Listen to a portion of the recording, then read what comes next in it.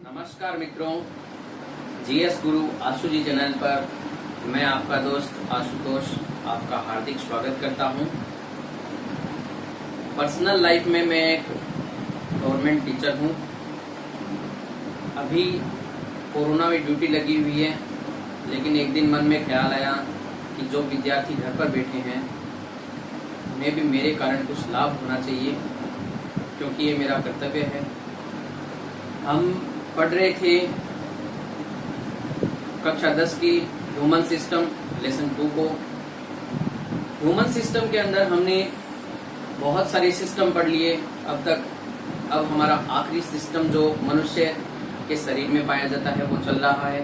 अब तक हमने पढ़ लिया digestive system, respiratory system, circulatory system, excretory system, reproductive system और नर्वस सिस्टम। इन सभी सिस्टम को हमने पढ़ने के बाद में एक सारांश निकाला था कि जितने भी सिस्टम हैं उन सभी पर कंट्रोल या उनका समन्वय करने वाला जो तंत्र है वो नर्वस सिस्टम है, और सेकंड उसका असिस्टेंट के रूप में काम करता है अंतःस्रावी तंत्र या एंडोक्राइन सिस्टम।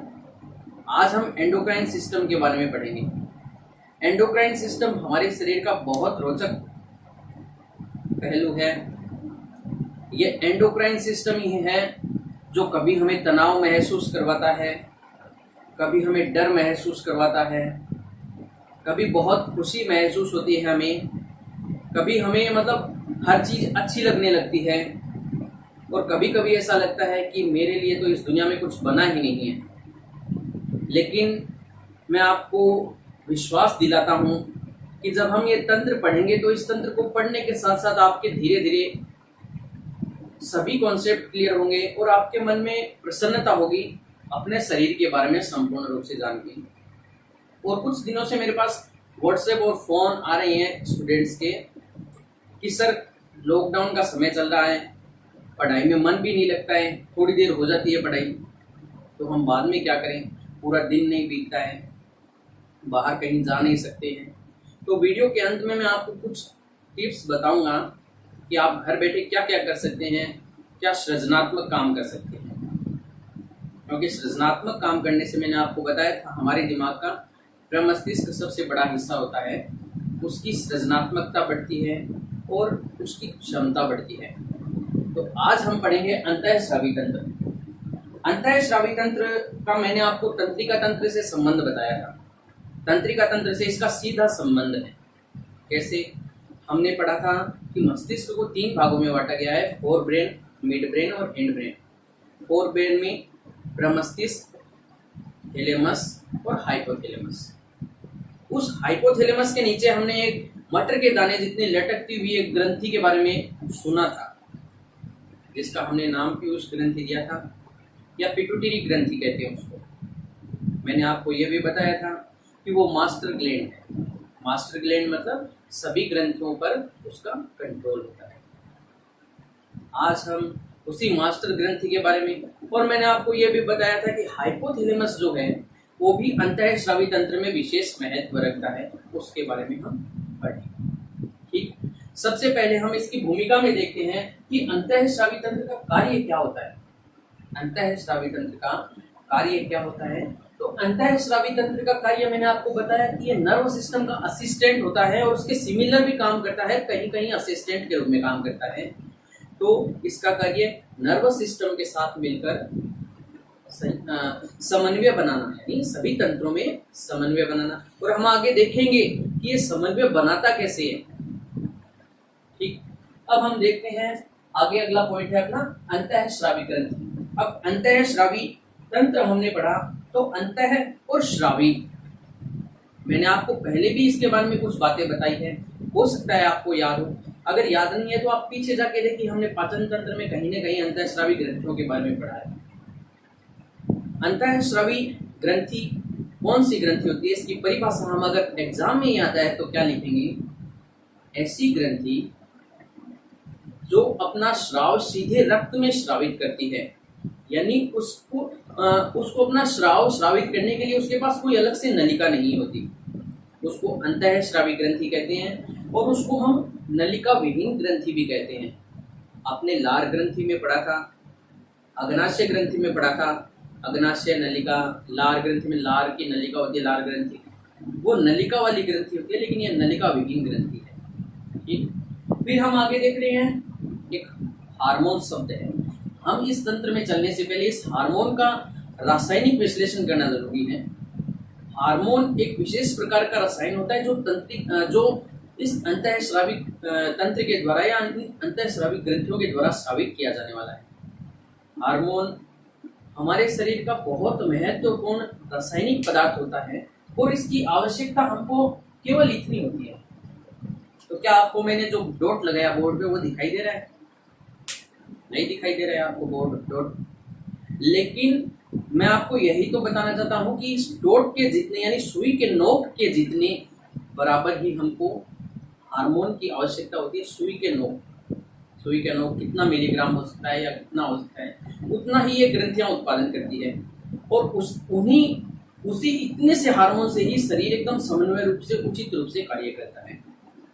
लेकिन जब इसकी कमी हो जाती है या इसकी अधिकता हो जाती है तो इसका भी उल्टा प्रभाव पड़ता है हमारे शरीर के ऊपर, यानी इस सुई की नोक से ज्यादा या सुई की नोक से कम हो जाए। अब मैं आपको सबसे पहले तो कम का उदाहरण बताता हूँ। कम का उदाहरण यही बता देता हूँ, आगे भी आएगा। आपने नाम सुना है किसी को डायबिटीज हो गई? डायबिटीज सुना है आपने नाम? कि ये डायबिटीज क्यों होता है? यानी रक्त में शर्करा जो है वो अधिक हो जाती है और मूत्र के द्वारा उत्सर्जित होने लगती है। आपने याद करो नेफ्रॉन के अंदर पढ़ा था कि वो बोमन संपुट था, उस बोमन संपुट में परानिषेध छना था, उसमें ग्लूकोज भी छना था, प्रोटीन, ग्लूकोज, यूरिया छने। तो यहाँ पे एक हार्मोन होता है जो स्रावित किया जाता है ग्रंथि के द्वारा, जो मिक्स ग्रंथि होती है। उसका नाम आप मेरे को मिश्रित ग्रंथि होती है, वो बहिस्रावी और अंतःस्रावी दोनों होती है। उसका नाम आप मेरे को कमेंट बॉक्स में बताएंगे, उस हार्मोन का नाम मैं बताऊंगा। वो हार्मोन की कमी के कारण शरीर में रक्त शर्करा की मात्रा बढ़ जाती है। वो हार्मोन है इंसुलिन। उस इंसुलिन की कमी के कारण हमारे शरीर के अंदर रक्त शर्करा की मात्रा बढ़ जाती है और वो मूत्र के द्वारा उत्सर्जित होने लगती है और हमारे शरीर आंतरिक अंगों हानि होने लगती है। ठीक है, अब हम देखते हैं आगे कि मतलब थायराइड ग्रंथि। इस थायराइड ग्रंथि में एक हार्मोन स्रावित होता है थायरोक्सिन, उसकी अधिकता से भी उपापचयी तंत्र की सक्रियता बढ़ जाती है, तो वो भी एक रोगजनक स्थिति उत्पन्न करता है। तो यानी इनकी हार्मोन की अधिकता और कमी जो है वो हमारे शरीर पर विपरीत प्रभाव डालती है। एक छोटा सा उदाहरण आपको मैं बताता हूँ। हम समझ सकते हैं कि हम बहुत वर्षों से पढ़ने हैं कि वायुमंडल में 21% ऑक्सीजन है, 78% नाइट्रोजन है, 0.03% कार्बन डाइऑक्साइड गैस है। ये सिमिलर उदाहरण है इसका कि इनकी इतनी ही मात्रा आवश्यक है। जैसे हम पढ़ते हैं कि 21% ऑक्सीजन है, तो कभी कभी ऐसी दिमाग में नहीं आता क्या कि ये 22% क्यों नहीं होती? अभी तो 50 दिन का लॉकडाउन हो गया, अभी तो 22% ऑक्सीजन हो जानी चाहिए, कार्बन डाइऑक्साइड तो कम हो जानी चाहिए। लेकिन वायुमंडल अपना संगठन बनाए रखता है और प्रकृति के द्वारा मैंने आपको पहले भी बताया कि इस प्रकार की इंजीनियरिंग की गई है कि वो अपने संगठन को स्वयं सही रख सकती है अगर मनुष्य उसमें ज्यादा हस्तक्षेप ना करे। अब ये 21% ऑक्सीजन और 22% ऑक्सीजन में अंतर क्या होता है? ये अंतर ये है कि 21% ऑक्सीजन और 78% नाइट्रोजन जो है, वो 78% नाइट्रोजन का क्या कार्य होता है? वो 21% ऑक्सीजन को कम सक्रिय करती है। यानी ऑक्सीजन जो है वो अत्यधिक सक्रिय गैस होती है। अगर हम प्योर 21% ऑक्सीजन अपने फेफड़ों में श्वास के माध्यम से ले लें तो हमारे फेफड़े गल जाते हैं, यानी जल जाते हैं, क्योंकि ऑक्सीकरण बहुत फास्ट हो जाता है। लेकिन ये नाइट्रोजन उसे शांत रखती है। यानी देख लो आप 21 दूनी 42, 21 63, 21 4 84, लगभग 4 गुना नाइट्रोजन उसके अंदर मिलने पर 21% के अंदर उस नाइट्रोजन को शांत करते हैं। यानी 21% ही हमारे लिए आवश्यक है। अगर 22% हो जाती है तो नाइट्रोजन अपना संगठन बढ़ा नहीं सकती और बिगड़ देता है और हमारे फेफड़े गल जाते हैं। इसलिए जितनी मात्रा में हार्मोन आवश्यक है उतनी मात्रा में ही हमारे शरीर के अंदर उत्पादित होने चाहिए। उससे कम होते हैं, उससे ज्यादा होते हैं तो हमारे शरीर में विषम परिस्थितियां उत्पन्न हो जाती है। ठीक, अब आगे देखते हैं बहिस्रावी ग्रंथि। ये भी पाचन तंत्र के अंदर पढ़ा था हमने कि हमारे शरीर के अंदर एक ग्रंथि ऐसी होती है जो अंतःस्रावी भी होती है और बहिस्रावी भी होती है। मैंने अभी अभी आपको कहा है कि आप कमेंट बॉक्स में उसका नाम बताओगे। क्यों? क्योंकि जब हम देखते हैं कि बहिस्रावी कहाँ होती है, वो पाचन तंत्र के अंदर, गृहिणी के अंदर उसकी नलिका आती है, वहां पे क्षारीय माध्यम करती है, पाचक रस यानी एंजाइम्स स्रावित करती है, ट्रिप्सिन, काइमोट्रिप्सिन, लाइपेज। उस ग्रंथि का नाम आपको मेरे को कमेंट बॉक्स में बताना है, ठीक है। और अंतःस्रावी कैसी है ये? अंतःस्रावी इसलिए है क्योंकि इसमें विशेष प्रकार की लैंगरहैंस द्वीप कोशिका पाई जाती है जो हार्मोन का स्रवण करती है। मैंने आपको बताया 2 हार्मोन का स्रवण करती है, उस टाइम भी बताया था। अभी अभी एक हार्मोन का नाम बताया मैंने आपको जिससे डायबिटीज होता है, वो हार्मोन है इंसुलिन, और दूसरा है ग्लूकेगोन। इंसुलिन का काम क्या है? इंसुलिन का काम ये है कि जब हमारे रक्त में अधिक शर्करा हो जाती है, उसको इकट्ठा करता है, ग्लाइकोजन में बदलता है और यकृत में संग्रहित कर देता है। यकृत हमारे शरीर के दाएं भाग में होता है यकृत, ठीक। और ग्लूकेगॉन का काम क्या है? ग्लूकेगॉन का काम है कि जब शरीर में शर्करा की कमी हो जाती है तो ग्लाइकोजन जो है यकृत में संग्रहित, उसको ग्लूकोज में बदलता है और ग्लूकोज में बदलकर उसको रक्त में लाता है। तो इस प्रकार इंसुलिन और ग्लूकोज दोनों ने काम किया अपना, ठीक है। अब आगे देखते हैं हम, बहिस्रावी ग्रंथियों के बारे में हमने पढ़ लिया। अब आते हैं इन ग्रंथियों के अंदर जो हमारे शरीर के अंदर पाई जाती है और विशेष रूप से विशेष कार्य करती है। आज हम पढ़ेंगे अपने शरीर के अंदर यानी मनुष्य शरीर के अंदर पाई जाने वाली अंतःस्रावी ग्रंथियों को। इनमें से कुछ नाम आपके जाने पहचाने नाम हैं और कुछ नाम आज नहीं आए हैं आपके सामने। सबसे पहले मैं आपका परिचय उन जाने पहचाने नामों से करवाता हूं कि आप कौन से नाम को जानते हो। आप इस नाम को जानते हो, हाइपोथैलेमस। तंत्रिका तंत्र का अधर मस्तिष्क का अधर भाग आया था, मस्तिष्क के अधर भाग में थैलेमस का अधर भाग। फिर आई थी पीयूष ग्रंथि, उसके नीचे ही मटर के दाने के समान पाई जाती है, ठीक है। ये हमारे लिए नया नाम है पीनियल ग्रंथि। फिर आई थी थायराइड ग्रंथि। ये थायराइड ग्रंथि भी हमारे पीछे सुनी हुई है नाम, पाचन तंत्र में हमने कहीं ना कहीं इसका नाम लिया है। फिर आई थी थाइमस ग्रंथि। इस थाइमस ग्रंथि का नाम आपने रक्त परिसंचरण तंत्र में सुना है कि लिम्फोसाइट, टी लिम्फोसाइट जो है वो यहाँ पे मैच्योर परिपक्व होती है। फिर हम आई थी अग्नाशय ग्रंथि। यह अग्नाशय ग्रंथि पाचन तंत्र में आ गई थी। फिर अगला अंडाशय, ये आपने जनन तंत्र में पढ़ा था कि मादा जनन तंत्र के अंदर प्राथमिक अंग होता है। फिर आए थे वर्षण, ये नर जनन तंत्र के अंदर प्राथमिक अंग होता है। फिर आया था गर्भाशय। तो इस प्रकार आप ध्यान दीजिए 1 2 3 4 5 6 7 और 8, यानी इन 11 नामों में से 8 नामों में से आप परिचित हैं।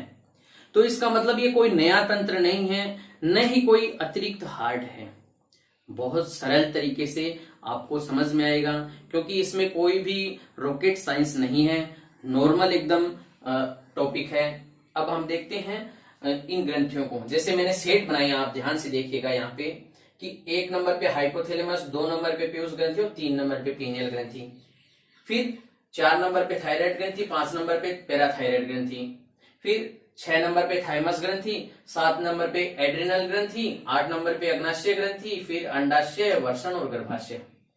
ये सेट मैंने कैसे बनाई है, शायद आपको पीछे आपने जो पढ़ा है उसके आधार पे आपको समझ में आ गया होगा, लेकिन मैं आपको बता देता हूं कि ये सेट मैंने बनाई है अपने शरीर के अंदर पाई जाने के स्थान के आधार पे इनकी, कि ये तीनों ग्रंथियां जो है वो हमारे मस्तिष्क में पाई जाती है।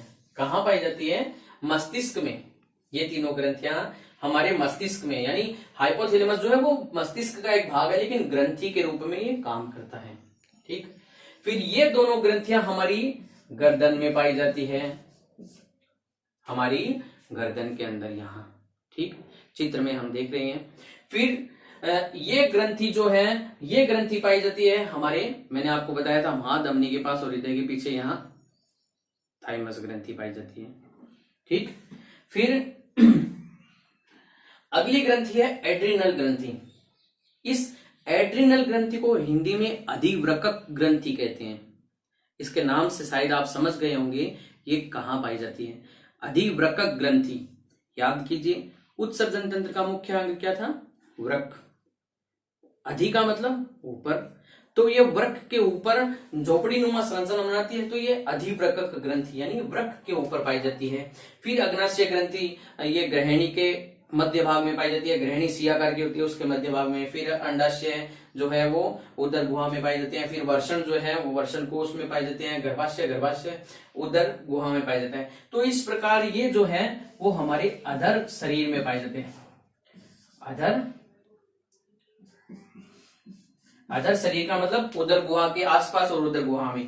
ठीक, तो इस प्रकार हमने इनको वर्गीकृत कर लिया। वर्गीकृत करने का मतलब ये है, वर्गीकृत करना क्या होता है, वर्गीकृत करना एक विधि है पढ़ने की जिससे हमको याद हो जाए आराम से, बहुत आराम से याद होता है हमको अगर हम वर्गीकृत करते हैं किसी भी चीज को सरल से कठिन की ओर। तो हम देखते हैं अंतःस्रावी तंत्र के अंदर सबसे पहली ग्रंथि है हाइपोथैलेमस। हाइपोथैलेमस हमने याद कीजिए आप, फोर ब्रेन यानी अग्र मस्तिष्क के 3 भाग थे, प्रमस्तिष्क और थैलेमस और हाइपोथैलेमस। ये हाइपोथैलेमस जो है वो 2 प्रकार के हार्मोन स्रावित करता है। क्या हाइपोथैलेमस जो है वो 2 प्रकार के हार्मोन स्रावित करता है। ये दोनों प्रकार के हार्मोन जो है वो इस पीयूष ग्रंथि को नियंत्रित करते हैं, यानी इसका कार्य क्या है, इस पीयूष ग्रंथि को नियंत्रित करते हैं। पहले है मोचक हार्मोन और दूसरे हैं निरोधी हार्मोन। मोचक हार्मोन और दूसरे हैं निरोधी हार्मोन यानी इनहिबिटरी हार्मोन। यानी मोचक हार्मोन का क्या कार्य होता है, मोचक हार्मोन का यानी रिलीजिंग हार्मोन का कार्य ये होता है कि ये हार्मोन पीयूष ग्रंथि को ये संदेश देता है कि जो आवश्यक हार्मोन है या किसी ग्रंथि की आवश्यकता है उस ग्रंथि को ये संदेश भेजे कि अब वो हार्मोन स्रावित करे। ये हाइपोथैलेमस जो है वो तंत्रिकाओं तक आए हुए संवेग के द्वारा या कैसे भी पता करता है कि अब किस ग्रंथि की हार्मोन की आवश्यकता है और ये रिलीजिंग हार्मोन या मोचक हार्मोन स्रावित करके इस पीयूष ग्रंथि को संदेश देता है और पीयूष ग्रंथि फिर उस हार्मोन को स्रावित करवाने के लिए आदेश देती है, तब वो ग्रंथि उस हार्मोन को स्रावित करती है। अगला है इनहिबिटरी हार्मोन या निरोधी हार्मोन। जब हार्मोन, जिस हार्मोन का आदेश हुआ है उस हार्मोन की अगर पूर्ति हो जाती है, पूरी तरीके से उसका कार्य हो गया, तो ये हाइपोथैलेमस इस पीयूष ग्रंथि को इनहिबिटरी हार्मोन्स के द्वारा संकेत देता है कि अब उस ग्रंथि को ये आदेश दिया जाए कि तुम हार्मोन बनाना बंद करो। तो ये हाइपोथैलेमस का विशेष कार्य होता है। हाइपोथैलेमस के बाद में आते हैं हम पीयूष ग्रंथि के अंदर। पीयूष ग्रंथि की भी मैंने आपको संरचना के बारे में बताया था कि ये हाइपोथैलेमस के नीचे मटर के दाने के जैसी लटकी हुई होती है और अपने ऊपर वाले पैलेट यानी ऊपर वाले तालु के ऊपर की साइड में होती है। ठीक है, इसके 2 भाग होते हैं। इसका अग्र भाग एडिनोहाइपोफाइसिस यानी इसकी संरचना लगभग मटर के दाने के जैसी ऐसी होती है, ऐसी होती है मटर के दाने के जैसी। यानी एक इसका अग्र भाग जो है वो एडिनोहाइपोफाइसिस कहलाता है और पश्च भाग इसका न्यूरोहाइपोफाइसिस कहलाता है। एडिनोहाइपोफाइसिस ज्यादातर हार्मोन खुद बनाता है, स्रावित करता है, लेकिन न्यूरोहाइपोफाइसिस जो है वो हाइपोथैलेमस से बने हुए हार्मोनों को संग्रहित करता है। ठीक है, पीयूष ग्रंथि मुख्य रूप से सभी ग्रंथियों पर नियंत्रित करती है, इसलिए इसको पिट्यूटरी ग्रंथि या मास्टर ग्लैंड कहते हैं। ठीक है, मास्टर ग्लैंड कहने के बाद में हम देखते हैं कि हार्मोन कौन से स्रावित करती है। तो ये हार्मोन सबसे पहले तो स्रावित करती है सोमेटोट्रोपिन, सोमेटोट्रोपिन हार्मोन। ये सोमेटोट्रोपिन हार्मोन जो है ये मनुष्य की लंबाई को नियंत्रित करता है। ठीक है, और इसकी कमी या अधिकता से अलग अलग प्रभाव आते हैं। इसकी अधिकता से अतिकायता हो जाती है, यानी मनुष्य अत्यधिक लंबा हो जाता है। इसकी कमी से बोनापन आ जाता है। अतिकायता में आपने देखा होगा द ग्रेट खली रेसलर, हमारे देश के लिए गर्व की बात है, लेकिन उनमें अतिकायता है। वो मतलब अपने सामान्य मनुष्य से ज्यादा उनका हाइट और वजन है और इसकी कमी से बोनेपन की शिकायत हो जाती है। और बोनेपन के लिए आपने उदाहरण देखे होंगे कि सर्कस के अंदर जो छोटे छोटे जोकर होते हैं वो जोकर इस हार्मोन की कमी के कारण होते हैं। एक कारण ये भी होता है, ठीक है। दूसरा टीएसएच हार्मोन। टीएसएच हार्मोन का मतलब होता है thyroxine, thyroid stimulating hormone. Thyroid stimulating hormone का मतलब थायराइड ग्रंथि को प्रेरित करना कि अब वो थायरोक्सिन हार्मोन स्रावित करे, ठीक है। तीसरा होता है प्रोलेक्टिन। तीसरा हार्मोन होता है प्रोलेक्टिन हार्मोन। ये प्रोलेक्टिन हार्मोन आपको शायद तक कहीं कहीं दूध से संबंधित पता चल रहा है, क्योंकि दूध में लैक्टोज शर्करा होती है। ये प्रोलेक्टिन हार्मोन गर्भवती माताओं में, जो मतलब नई नई माताएं बनती हैं, उनके अंदर प्रोलेक्टिन हार्मोन दुग्ध श्रवण के लिए मतलब क्रियाकारी है। ये प्रोलेक्टिन हार्मोन जो है वो अगर उसकी कमी हो जाती है तो माता में दुग्ध श्रवण नहीं होता है, ठीक है। अगला होता है वेसोप्रेसिन हार्मोन। ये वेसोप्रेसिन हार्मोन जो है, वेसोप्रेसिन हार्मोन हमारे शरीर में जल को रोकने का कार्य करता है। वेसोप्रेसिन हार्मोन के कारण अतिमूत्रण की शिकायत हो जाती है। अतिमूत्रण का मतलब यूरिन ज्यादा जाना, यानी पेशाब ज्यादा जाने की शिकायत हो जाती है। ये वेसोप्रेसिन हार्मोन अगर स्रावित नहीं होता है तो, और चाय या कैफीन या निकोटीन से युक्त जो भी हम पदार्थ खाते हैं, जो भी हम पदार्थ ग्रहण करते हैं, उससे वेसोप्रेसिन हार्मोन की सक्रियता में कमी होती है और इससे यूरिनेशन ज्यादा होता है, ठीक है। अगला है गोनेडोट्रोपिन हार्मोन। अगला कौन सा है? गोनेडोट्रोपिन। ये गोनेडोट्रोपिन हार्मोन जो है हमारे शरीर के, यानी मनुष्य शरीर के जनदों को, कौन कौन से? अंडाशय और वर्षण, इनको संकेत भेजता है कि ये हार्मोन स्रावित करें, ताकि नर के अंदर नर के लक्षण और मादा के अंदर मादा के गौणलैंगिक लक्षण और उनके जनदों का विकास हो सके, ठीक है। हमने देखा था कि इनके कौन कौन से हार्मोन थे, वो हम आगे पढ़ेंगे, ठीक है। ये गोनेडोट्रोपिन हार्मोन इनको प्रेरित करता है, यानी पीयूष ग्रंथि ज्यादातर हार्मोन प्रेरित करने वाली भेजती है, ताकि दूसरों को प्रेरित करें और उनसे हार्मोन स्रावित कराएं। तो ये पीयूष ग्रंथि या पीनियल, ये पीयूष ग्रंथि या पिट्यूटरी ग्रंथि हो गई, ठीक है। अगली ग्रंथि होती है मस्तिष्क के अंदर पीनियल ग्रंथि। ये पीनियल ग्रंथि जो है बहुत दिनों तक मतलब ऐसे ध्यान नहीं दिया गया इस पीनियल ग्रंथि पर, लेकिन जब ध्यान गया तो इससे पता चला कि ये बहुत महत्वपूर्ण कार्य करती है। इस पीनियल ग्रंथि का भी वही भाग होता है जहां पीयूष ग्रंथि होती है, उसके आसपास मतलब अग्र मस्तिष्क में होती है, ठीक।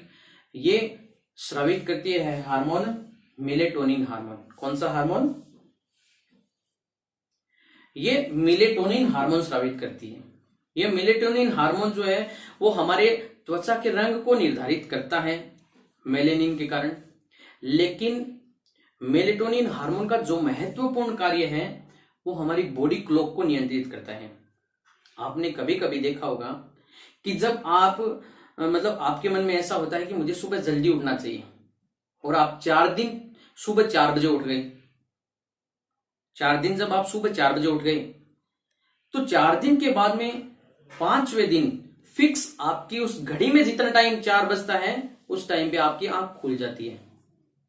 ये कार्य कौन करवाता है? ये कार्य यही ग्रंथि करवाती है, ठीक। यानी ये ग्रंथि हमारे जीवन की दैनिक चर्या का लयन करती है, यानी उसको लय से चलाती है एक।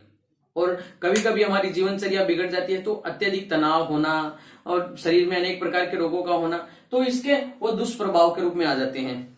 पीनियल ग्रंथि जो हमारी जीवनचर्या को नियंत्रित करती है, इसलिए हमें स्वस्थ जीवनचर्या का पालन करना चाहिए, ठीक है। इससे मेलेटोनिन हार्मोन स्रावित होता है। अब हम आते हैं मस्तिष्क वाली ग्रंथियां हो गई। मस्तिष्क वाली ग्रंथि के बाद में आते हैं हम गर्दन वाली ग्रंथियों में। गर्दन वाली ग्रंथियों में थायराइड ग्रंथि पीयूष ग्रंथि के बाद में बहुत विशेष ग्रंथि है, क्योंकि हमारे शरीर की सभी प्रकार की उपापचयी क्रियाओं को नियंत्रित करती है। प्रोटीन, कार्बोहाइड्रेट, वसा के पाचन को भी यही नियंत्रित करती है। रक्त में लाल रक्त कणिकाओं के निर्माण को भी यही नियंत्रित करती है। हमारे शरीर के तापमान को भी यही नियंत्रित करती है। तो मतलब हमारे शरीर में पीयूष ग्रंथि के बाद में बहुत महत्वपूर्ण ग्रंथि है ये थायराइड ग्रंथि। और ये थायराइड ग्रंथि हार्मोन जो स्रावित करती है उस टीएसएच की प्रेरणा से, थायराइड स्टिमुलेटिंग हार्मोन की प्रेरणा से जो हार्मोन स्रावित करती है वो थायरोक्सिन हार्मोन। कौन सा हार्मोन? Thyroxine hormone. ये थायरोक्सिन हार्मोन जो है वो हमारे शरीर की उपापचयी क्रियाओं को नियंत्रित करता है, लेकिन इसके निर्माण के लिए एक तत्व की आवश्यकता होती है। आपने रेडियो पे, टीवी पे बहुत देखा होगा कि ये मास्टर वो है और ये मास्टर राजू है जो मतलब चल फिर नहीं सकता, ये कमजोर हो गया है, इसकी मानसिक स्थिति कमजोर हो गई है। तो क्यों? क्योंकि उसकी माताजी ने आयोडीन युक्त नमक ग्रहण नहीं किया। तो वो तत्व कौन सा है? आयोडीन। यानी अगर आयोडीन की अगर कमी हो जाती है तो थायराइड ग्रंथि से थायरोक्सिन हार्मोन के निर्माण पे प्रभाव पड़ता है, और थायरोक्सिन हार्मोन के निर्माण पे प्रभाव पड़ने पर थायराइड ग्रंथि जो है अपने आकार को बढ़ा लेती है आयोडीन की पूर्ति करने के लिए, और गोइटर नामक रोग या गलकंड नामक रोग हो जाता है, जिससे गला फूल जाता है। ठीक है। और इसकी सामान्यतः आज वर्तमान समय में इसका पूर्ति, आयोडीन की पूर्ति होने लग गई है। पुराने समय में ये ज्यादा रोग होता था। ठीक है। अब इसकी कमी से और हाइपोथायराइडिज्म और इसकी अधिकता से हाइपरथायराइडिज्म हो जाता है, जिससे दोनों से ही मनुष्य शरीर जो है उसकी प्रतिरोधक क्षमता घट जाती है, उसकी उपापचयी क्रियाओं पर प्रभाव पड़ता है। आपने देखा होगा सामान्यतः स्त्रियों के अंदर हाइपोथायराइडिज्म या हाइपरथायराइडिज्म होती है, तो या तो उनका वेट बढ़ने लग जाता है या उनका वेट घटने लग जाता है। और फिर हम देखते हैं जनरली कि कोई कहता है कि मैं तो थायराइड की गोली लेता हूँ। थायराइड की गोली ज्यादातर खाली पेट सुबह सुबह लेते हैं लोग। ठीक है। तो आप आपके आसपास में उनका ध्यान रखिए, बस उनको गोली टाइम से दीजिए, और क्या है। फिर अगला है पैराथायराइड ग्रंथि। ये पैराथायराइड ग्रंथि यानी ये थायराइड ग्रंथि गले में श्वास नली के दोनों ओर, और पैराथायराइड ग्रंथि उसके नीचे होती है। ये पैराथायराइड ग्रंथि जो है वो पैराथार्मोन हार्मोन स्रावित करती है, यानी पैराथार्मोन। ठीक है। ये पैराथार्मोन हमारे शरीर के अंदर कैल्शियम और फॉस्फेट के आयनों को मतलब संतुलित करता है, उनको बनाए रखता है। ठीक, जिससे हमारी मांसपेशियां सक्रिय रूप से कार्य करें। ठीक है। लेकिन इसकी कमी से भी एक रोग हो जाता है। पैराथार्मोन की कमी से जो रोग होता है वो होता है टिटनेस रोग। और टिटनेस रोग में आपको पता है, टिटनेस रोग में ज्यादातर हम मारवाड़ी भाषा में आप बोला हाँ जब बाइटा आना, तो ये जो मतलब रोग होता है टिटनेस, वो भी एक प्रकार से ऐसे ही होता है, लेकिन इसमें मृत्यु तक की स्थिति भी हो सकती है कि कभी कभी हमारी गर्दन की पेशियों के अंदर जब टिटनेस हो जाता है तो उससे हमारी श्वास नली अवरुद्ध हो जाती है और मृत्यु हो सकती है मनुष्य की।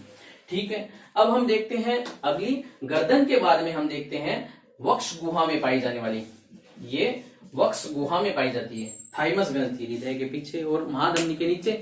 तो इस थाइमस ग्रंथि को हमने पहले पढ़ लिया था कि ये थाइमस ग्रंथि हार्मोन को स्रावित करती है, थाइमोसिन को।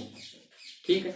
ये थाइमोसिन हार्मोन को स्रावित करती है और हमारे शरीर के अंदर बच्चों में, ज्यादातर बच्चों में प्रतिरोधी तंत्र का निर्माण करती है और प्रतिरोधकता उनमें बढ़ाती है। मैंने आपको यह भी बताया था कि ये जन्म के समय बड़ी होती है और जन्म के बाद में ये अपना आकार घटाती जाती है, और जब मनुष्य की मृत्यु होती है तो एक धागे के समान पाई जाती है ये। और बहुत दिनों तक इसकी खोज भी संदिग्ध रही थी, लेकिन वैज्ञानिकों ने जब मनुष्य शरीर के ऊपर खोज की तो उन्हें थाइमस ग्रंथि मिली, और ये थाइमोसिन हार्मोन स्रावित करती है। और ये आपने वो भी देखा होगा कि जब रक्त हमने पढ़ा था तो रक्त में WBC की लिम्फोसाइट, जो टी लिम्फोसाइट थी, वो टी लिम्फोसाइट सेल थाइमस ग्रंथि के अंदर परिपक्व होती है।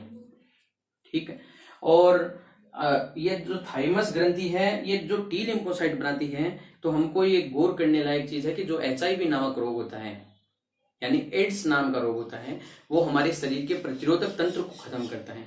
और प्रतिरोधक तंत्र में मुख्य रूप से इन टी लिम्फोसाइट्स को वो खत्म करता है, जिसके कारण हमें रोगों की मतलब बहुत ज्यादा रोग हो सकते हैं। जिसके HIV होती है उसके एक से ज्यादा रोग हो सकते हैं। ठीक है। फिर आगे देखते हैं अधर शरीर में या मनुष्य की उदर गुहा या उदर गुहा के आसपास पाई जाने वाली ग्रंथि, यह है एड्रिनल ग्रंथि। एड्रिनल ग्रंथि जो है वो मैंने आपको बताया कि ये वृक्क के ऊपर होती है। वृक्क के ऊपर होने के कारण ये दो प्रकार के हार्मोन स्रावित करती है। वृक्क के ऊपर है, अधिवृक्क ग्रंथि कहलाती है। ये दो प्रकार के हार्मोन स्रावित करती है, एपिनेफ्रिन और नॉर एपिनेफ्रिन, या इनको कहते हैं एड्रेनलिन या नॉर एड्रेनलिन। ये दोनों के दोनों हार्मोन जो हैं वो हमारे शरीर को विपरीत परिस्थितियों से लड़ने के लिए तैयार करते हैं। ठीक है, इसको 3F हार्मोन भी कहा जाता है, फियर फाइट फ्लाइट, यानी या किसी चीज से अगर हमको डर लग रहा है तो उससे डरो या उससे लड़ो या फिर वहां से अपना स्थान बदल लो।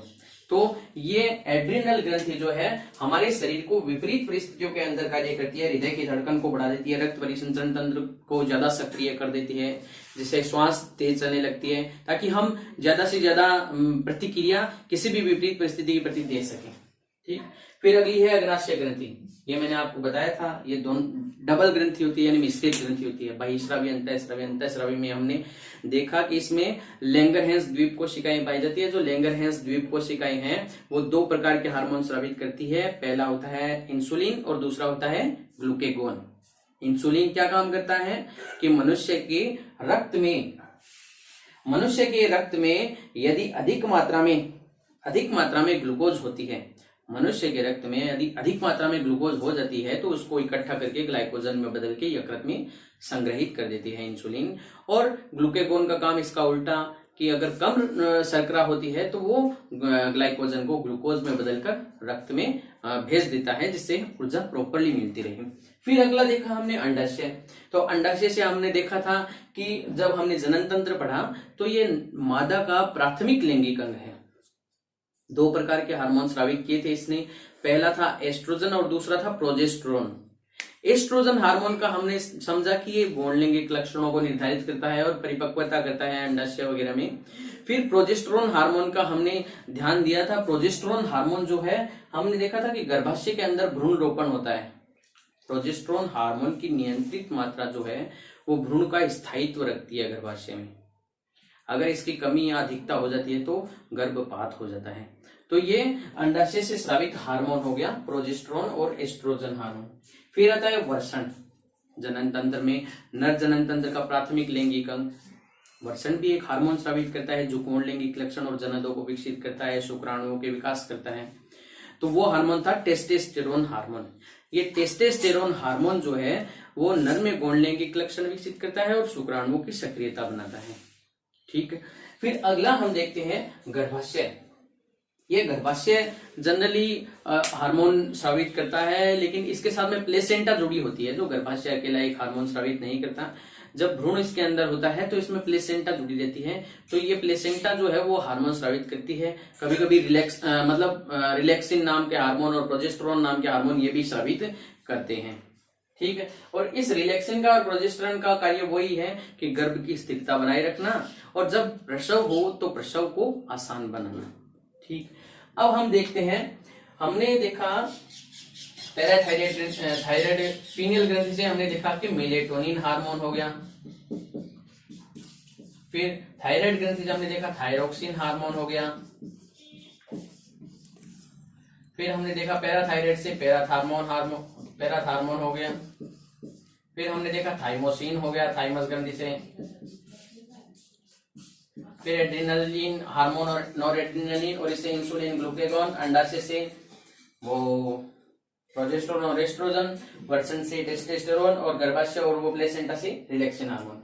तो ये जो थी हमारी मुख्य रूप से अंतःस्रावी ग्रंथियां थी हमारे शरीर की, जो हमारे शरीर का नियंत्रण समन्वय करती है तंत्रिका तंत्र के साथ मिलकर। ठीक है, अब अन्य अंतःस्रावी ग्रंथियों के अंदर, अन्य ग्रंथियों के अंदर हमारे मतलब जो अंतःस्रावी नहीं है, ये बहिस्रावी टाइप भी हो सकती है और कुछ कुछ अंतःस्रावी है। तो इसके अंदर जैसे यकृत है, यकृत भी एक प्रकार का हार्मोन स्रावित करता है, जो मतलब हमारे शरीर के अंदर रक्त कणिकाओं को और बनाने के थोड़ा सा काम आता है। वृक्क भी रक्त कणिकाओं के बनाने के हिसाब से काम करता है। और हृदय भी एक प्रकार के हार्मोन को स्रावित करता है। यानी अगर हमें कभी प्रश्न आ जाए कि इनमें से ग्रंथि कौन है, तो ये भी एक ग्रंथि के रूप में है। यकृत भी एक ग्रंथि है, वृक्क भी एक ग्रंथि है और हृदय भी एक ग्रंथि के रूप में कार्य करती है। तो इस प्रकार अपना आज का टॉपिक जो है अंतःस्रावी तंत्र कंप्लीट होता है। अगर मैं आपको समझाने में सफल हुआ हूं तो आप इसको लाइक कर सकते हैं, वरना डिसलाइक भी कर सकते हैं। अगर आपको लगता है कि इससे मुझे लाभ हुआ, मेरे किसी अन्य मित्र को भी लाभ होना चाहिए, तो आप शेयर कर सकते हैं। और मेरे चैनल जीएस गुरु आशु जी को आप सब्सक्राइब ऑल करें, ताकि जो भी मैं भविष्य में वीडियो बनाऊं आपके काम के, वो आपको समय समय पर मिलते रहें और निर्विघ्न रूप से मिलते रहें। अब हमारी बात हुई थी शुरू में कि अभी लॉकडाउन का समय चल रहा है और कितने समय तक प्रतिबंधित लॉकडाउन चलेगा हमें पता नहीं। तो हम घर पे बैठे बैठे क्या कर सकते हैं, हम पढ़ाई के अलावा क्या काम कर सकते हैं। हम पढ़ाई के अलावा काम कर सकते हैं, जैसे मैं आपको छोटे छोटे उदाहरण बताता हूं, आप ध्यान दीजिएगा कि हम पढ़ाई के अलावा कौन कौन से काम कर सकते हैं जो हमें हमारे दिमाग को भी व्यस्त रखता है। क्योंकि कहा गया है कि खाली दिमाग शैतान का घर, खाली दिमाग शैतान का घर, इसलिए अपने दिमाग को खाली नहीं रखना है। पहला काम तो आप कर सकते हैं, सुबह से लेते हैं हम, सुबह की दिनचर्या से। तो सुबह की दिनचर्या से अगर हम काम लें तो मैं आपको ये की सुझाव दूंगा कि अभी छुट्टियां हो रही है, फिर भी आपको सूर्योदय से पहले पहले उठना है। सूर्योदय से पहले पहले उठना है आपको। और पहला काम कर सकते हैं आप सूर्य उदय के दर्शन। सूर्य उदय के दर्शन, आपको लगता होगा कि बहुत नाटकीय बात कर रहा हूं मैं, मतलब फिल्मी बात करने लग गया, लेकिन सूर्य उदय के दर्शन जब आप करेंगे तो आपको वास्तव में ये लगेगा कि कॉन्फिडेंस लेवल आपका बढ़ा है। जब वो लाल सूर्य होता है उसको आप देखते हैं तो आपके मन में ये विचार आता है कि सूर्य जो है हमें प्रेरणा देता है कि जो अस्त होता है वो उदय भी होता है। ऐसा नहीं है कि हर इंसान अस्त होने के लिए बना है, उसका उदय भी होता है। तो हमें उदय होना चाहिए, लेकिन उदय के साथ साथ यानी सूर्योदय के दर्शन करने से हमें विनम्रता भी सीखनी चाहिए। दूसरा हम कर सकते हैं प्रकृति के दर्शन सुबह सुबह, जो हम लेट उठकर नहीं कर सकते। अब प्रकृति के दर्शन कैसे कर सकते हैं इस लॉकडाउन के समय में? आप अपने घर के अंदर, घर के छत पे जाइए, घर के आंगन में जाइए, देखिए छोटे छोटे पक्षी जो हैं इस टाइम में ज्यादा हैं, उनके लिए आप परिंदे लगा सकते हैं पानी के, उनको दाना डाल सकते हैं। ठीक है, आसमान में बहुत सारे पक्षी उड़ते हैं। ठीक है, इतना काम करने के बाद में आप तीसरा काम कर सकते हैं, अपने नियमित दिनचर्या में निवृत्ति के बाद में आप कर सकते हैं योग, व्यायाम और ध्यान। ये जो तीनों चीजें हैं, इन तीनों चीजों को कहा जाता है हमारे शरीर के और मस्तिष्क की खुराक। आप सब जानते हैं, हमने पाचन तंत्र में पढ़ा था कि ऐसा कोई तंत्र नहीं बना है, ऐसा कोई तंत्र नहीं बना है जो बिना ऊर्जा के कार्य कर सके। हमारे शरीर को हम ऊर्जा देते हैं तो क्या ग्रहण करते हैं? भोजन ग्रहण करते हैं। ठीक, लेकिन क्या आपने कभी अपने मस्तिष्क को ऊर्जा दी है?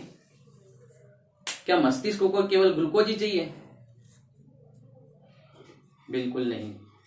हमारे दिमाग को अगर हमें ऊर्जा देनी है तो हमें योग करना पड़ेगा, जो हमारे शरीर को रिहेबिलिट यानी स्वस्थ करता है संपूर्ण रूप से हर क्षेत्र में। फिर व्यायाम करना चाहिए थोड़ा थोड़ा, हल्का फुल्का, जिससे हमारी पेशियां सक्रिय रहती है। और ध्यान करना चाहिए। ये जो ध्यान है वो ध्यान हमारे शरीर, हमारे मस्तिष्क को ऊर्जा प्रदान करता है। ये ध्यान ही हमारे मस्तिष्क को विशेष ऊर्जा प्रदान करता है, इसलिए हमें ध्यान करना चाहिए। ये 3 काम तो आपके सुबह सुबह के हो गई। फिर चौथा काम बताता हूं सुबह का। चौथा काम आप कर सकते हैं कि अगर आपके घर में कोई पेड़ लगा है तो उस पेड़ का ख्याल रखने के लिए आप उसमें पानी दे सकते हैं, उसकी निराई गुड़ाई कर सकते हैं। अगर आपके घर में पेड़ नहीं है तो आप छोटी सी अपनी बागवानी कर सकते हैं। छोटी सी बागवानी कैसे? जैसे आपके घर में कोई भी छोटा पात्र या घड़ा या फूटा हुआ घड़ा होता है, उसके अंदर मिट्टी डालकर आप थोड़े से गेहूं के दाने, थोड़े से बाजरे के दाने ये लगा सकते हैं। होगा उनसे कुछ नहीं कि मतलब उनसे कुछ उत्पाद होगा, हमारे पास गेहूं उगेंगे, बाजरा उगेगा, लेकिन वो जो आप लगाएंगे तो उससे आपके अंदर सृजनात्मकता आएगी। फिर हम आते हैं सुबह के बाद में दोपहर के काम में। दोपहर के काम में अभी 11 बजे से लेकर 11:55 बजे तक, 11 बजे से लेकर 11:55 बजे तक आकाशवाणी के ऊपर शिक्षा वाणी आती है, जो पढ़ाने के पर्पज से 1 घंटे का कार्यक्रम शुरू किया गया है स्टूडेंट्स को। तो आप 11 बजे से लेकर 11:55 बजे तक आकाशवाणी सुने। आपके आसपास में जो भी आकाशवाणी है, जैसे हमारे आसपास में चूरू आकाशवाणी है जो 100.7 FM हम उसको सुनते हैं और उस पर शिक्षावाणी को सुनते हैं, उसी प्रकार आप सुन सकते हैं। फिर हम आते हैं दोपहर में और क्या कर सकते हैं, आकाशवाणी सुनने के बाद में हम घर वालों से बात कर सकते हैं, घर वालों के पास बैठते हैं और उनसे पुराने अनुभव सुन सकते हैं। फिर हम उनके साथ कोई अंताक्षरी प्रतियोगिता कर सकते हैं, हम उनके साथ कोई गेम खेल सकते हैं। तो इस प्रकार हमारा पूरा जीवन जो है वो एक सृजनात्मक तरीके से व्यतीत होगा और शाम को आप बैठकर कोई अपने भजन कीर्तन वगैरह कर सकते हैं। कोई भी आपका आध्यात्मिक जो भाव है वो आध्यात्मिक भाव कर सकते हैं, जिससे आपकी उन्नति होगी, आपकी शारीरिक और मानसिक दोनों उन्नति होगी। तो आज अपना ये जो टॉपिक है अंतःस्रावी तंत्र, इसके साथ में मैंने आपको इसलिए ये सारी की सारी बातें बताई है क्योंकि ये अंतःस्रावी तंत्र को स्वस्थ रखने वाली चीजें हैं। ये सभी जो चीजें हैं ये हमारे अंतःस्रावी तंत्र को स्वस्थ रखने वाली चीजें हैं। अगर आप ये सभी क्रियाएं करते हैं तो मैं आपको दावे के साथ कह सकता हूं कि न तो आपको जीवन में कभी मानसिक अवसाद होगा, न कभी आपको तनाव होगा और ना आपको कभी ऐसा लगेगा कि मेरा दिन बोर हो रहा है या मैं बोर हो रहा हूं, मेरा दिन नहीं बीत रहा है। ऐसा आपको करना चाहिए।